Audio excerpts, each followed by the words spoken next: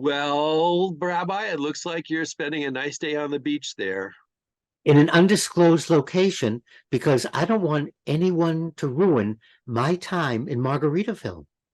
Yes, we note the passing of a music legend, and Jimmy Buffett was the author, writer, creator of a bunch of really wonderful musical programs, had a lot of fans.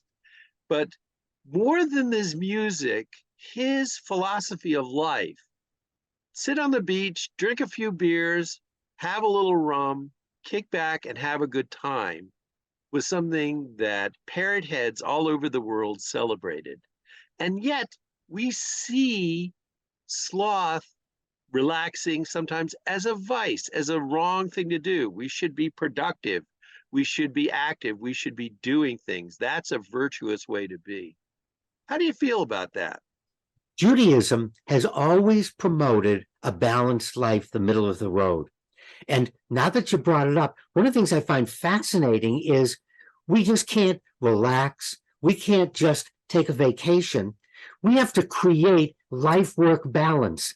We now have people telling us how to do it. So we've made work out of not working. As Americans, this is ridiculous. Why do I have to have someone help me create life-work balance? Why don't I do what happens in a lot of the Scandinavian countries, in France, in Spain, in Italy? People don't have any of that nonsense. People recognize you do work, you don't do work. And there's nothing wrong. We want to get rid of the Puritan work ethic. The Puritans are long gone. It's time to shut it away, to throw it in the water on the beach. Let's get rid of that idea that if I'm not productive, something's wrong with me.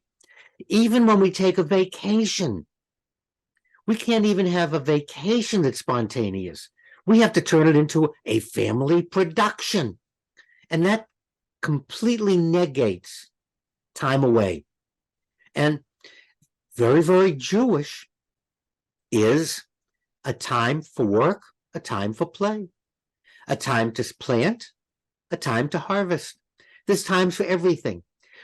My message: let's get away from making everything into a production. Let's get away from making pleasure work.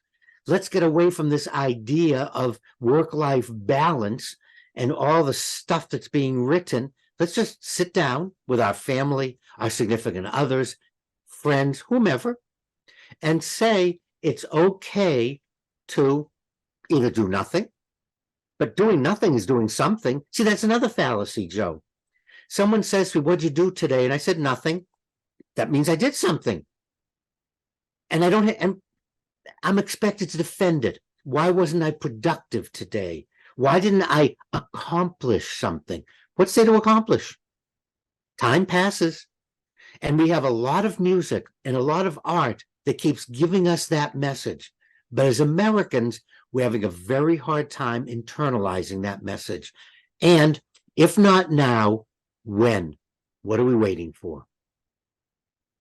Well, on that note, Rabbi, I am going to do the very American thing of finding a couch and becoming a potato on top of it.